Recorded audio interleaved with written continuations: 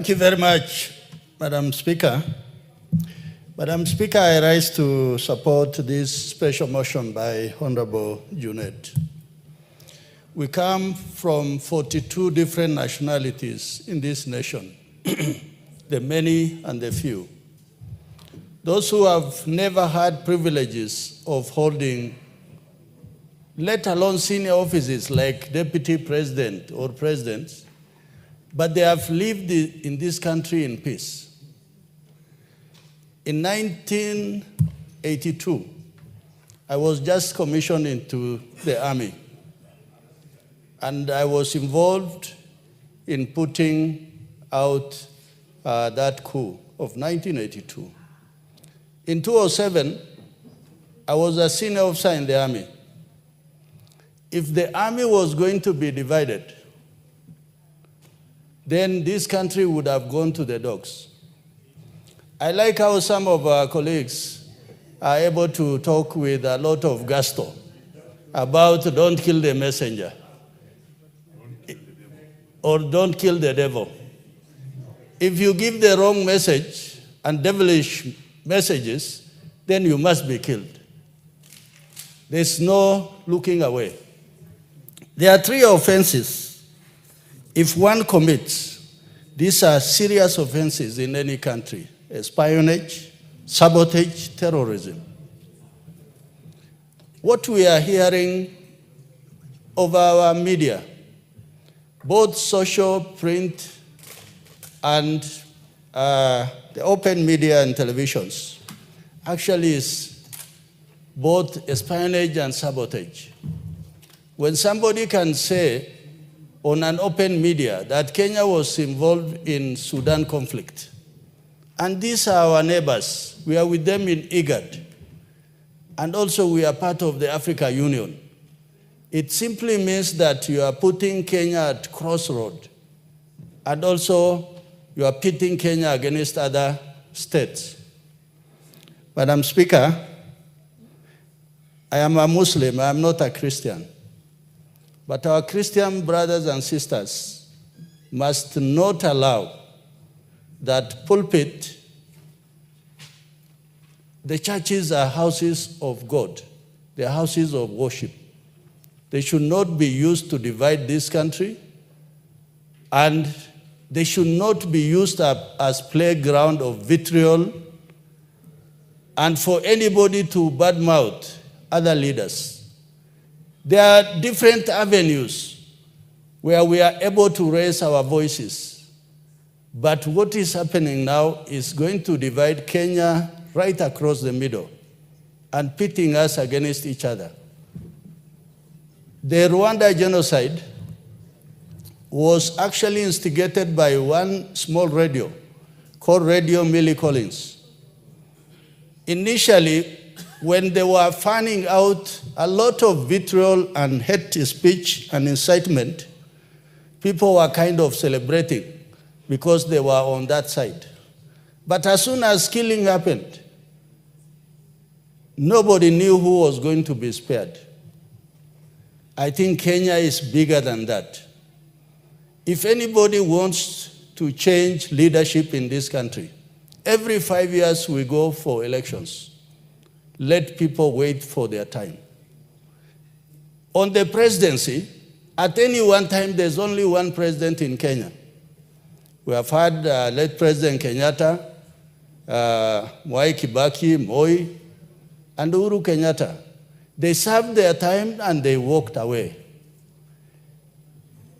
Anybody who believes that Ruto must go away, then they must remove them through an election. Not what was staged on 26th of June last year, which in itself was an attempted coup, and we tried to look away. With those, I support, and I think we must call this to an end. Thank you, Honorable Speaker. The Honorable Member for Igembe North. He has left. Okay. The Honorable Lowen Bayer. I see you on the list. Honorable Speaker, I stand to support the motion by the Honorable Junaid Mohammed. Honorable Speaker, the events of 2007 are very fresh in my mind, Honorable Speaker. And when I hear somebody speak about them in such flowery language that it would be like a Christmas party, Honorable Speaker, that really pushes a chill down my spine. Because in 2007, when the post-election violence just started, I was in Mwatate, Honorable Speaker, and my family, my wife, and my 2 children, and one of them was just half a year old. Honorable Speaker, when now people started saying, kila mtu aende kwao, and I had to travel all the way from Mwatate to Voi to Kilifi. Getting transport to move from Mwatate was one of the most horrendous things that I have ever gone through with a six-month-old baby, Honorable Speaker. Honorable Speaker, I remember we boarded a lorry that was carrying cabbages, and we were thrown at the back just to be protected so that we were not seen, because we were, at that particular time, we were Giriamas and we were in Taita. Look at that, Honorable Speaker, citing one community against the other. And we go to Voi. At Voi, we tried to get transport to get to Mombasa. Honorable Speaker, it was difficult. At that moment when we were there, a van that was selling newspapers, carrying Nation newspapers, came by and stopped. And they said, we will take you to Voi, give us 10,000 shillings. And Honorable Speaker, we didn't have the money. But one gentleman there said, Uyu mwalimu namjua. I was a teacher then. And they bundled us, myself, my wife, our 3-year-old girl, and the 6-month baby. And we were bundled behind where the newspapers were. There was no oxygen, there was nothing. I remember my 3-year-old daughter actually passed out because we were being carried behind that van. And that van traversed, couldn't go through Mombasa because there were chaos in Mombasa. And we had to go through Mariakani, that route. There was no tarmac then. It was a rough road. And we went through Kaloleni until we go to Kilifi. Honorable Speaker, what I will never forget is when we got to a place called Mtondia in Kilifi. And that road had been barricaded, because at that time, Mtondia was a place where very many Luos were staying. And the Giriamas at that time were saying the Luos must go back home. Honorable Speaker, I watched death approach my family. People came with pangas, hitting that vehicle, saying, who is being carried inside here? They must get out. And we got out, Honorable Speaker, shaken, with a 6-month-old baby and a 3-year-old girl out there. Just one old man said, I know the father of this man. And that is how we were saved from death, Honorable Speaker. So when a leader stands up to remind us that if elections won't go this way or that way, Honorable Speaker, this 2007 will look at like a Christmas party. Honorable Speaker, when I hear someone say it will look like a Christmas party, I don't understand what kind of a mind that one is. And that is a person that calls himself a leader. Honorable Speaker, that person must remain condemned. Honorable Speaker, I seconded the motion of his impeachment when it came to this motion. But I think it is not enough, Honorable Speaker. I think Geoffrey Rigathi Gachagua must be brought back to this House for another impeachment. Because the kind of things that he's talking about, the kind of things that he's inciting Kenyans against Kenyans, Honorable Speaker, we need to hold this country together. This country must remain united, and never again will one tribe be set against another. What Geoffrey Rigathi Gachagua is doing is to try to set the tribes against one another, such that he sees himself as a leader of one section, one tribe in this country against the other Kenyans. Honorable Speaker, that can never happen. The Kikuyu people are good people. They're all over the country. We love them, we respect them, we marry them, they marry from us. And we have integrated. But you cannot sit, Honorable Speaker, and start and say, you know, I am the leader of these people, and therefore I cannot allow even a musician to visit. Next time, Honorable Speaker, he will tell the people in my constituency, the Kikuyus in my constituency, don't go and visit Owen Baya because he's Giriama and you're Kikuyu. So, Honorable Speaker, we can never get to that level, never. And we should not allow it to happen.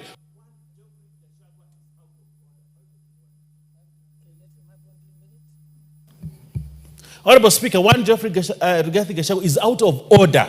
And what he is doing is dangerous for this country, is dangerous in the fabric of this country, Honorable Speaker. And I want to ask NCIC to act. They have a law.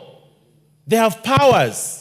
They need to come out of their cocoon and act. We cannot, if we allow one person to make those utterances, another person will also pick it up, another leader will also pick it up, it will become a chorus, and this country will go to the dogs. And I want to ask Geoffrey Rigathi Gachagua, the man that I once hosted in my home for lunch, stop what you're doing. You're out of order and you must come out as a leader. And if you think this space is not enough for you, stay at home at Wamunyoro, take care of your children and your wife and your goats and cows, and leave this country to be led by those people that are capable of doing it. I thank you, Honorable Speaker. I think the Speaker had given us up to what time? What? 5:30. Okay. So I guess we'll stop there. Yes, what's your point of order, Honorable Jeanette? Madam Speaker, I want to, on behalf, as having been the person who moved the motion, Madam Speaker, I want to seek your indulgence to thank members for their contribution. Madam Speaker, the contributions have been very, very huge. And Madam Speaker, the members have spoken on behalf of Kenyans as representatives of people, Madam Speaker. Madam Speaker, having said that, I want to also invite you to the Constitution under Article 73, Madam Speaker, which says 73.3, a person who has been dismissed or otherwise removed from office for a contravention of the provisions specified in Clause 2 is disqualified from holding any other state office, Madam Speaker. So we are going to take this matter forward. We are either going to bring a special motion to the House, or we are going to bring a petition to the House, Madam Speaker, in accordance with the Constitution, Article 73.2, to declare and to pass on the floor of this House that one, Geoffrey Rigathi Gachagua cannot hold any other public office in the Republic of Kenya, maybe in Tanzania or Uganda or South Africa or Somalia. So, Madam Speaker, because even being a party leader, Madam Speaker, a party that intends to get money from the exchequer under the Political Parties Act, you become a state officer. Even that, he cannot be even a political party leader in this country for that village party that he has formed, the district commissioner's party. So, Madam Speaker, with those few remarks, I want to thank all members for their contribution, and this is the way to go. It is our responsibility to defend and uphold the Constitution. Madam Speaker, the first day we appeared in this House, the first thing we did was to take an oath of office, which said we must uphold and defend the Constitution. Defending Kenyans from anarchy, violence, destruction, disruption of their livelihoods is part and parcel of defending the Constitution. Thank you, Madam Speaker, and may God bless Kenya. Okay, we go to the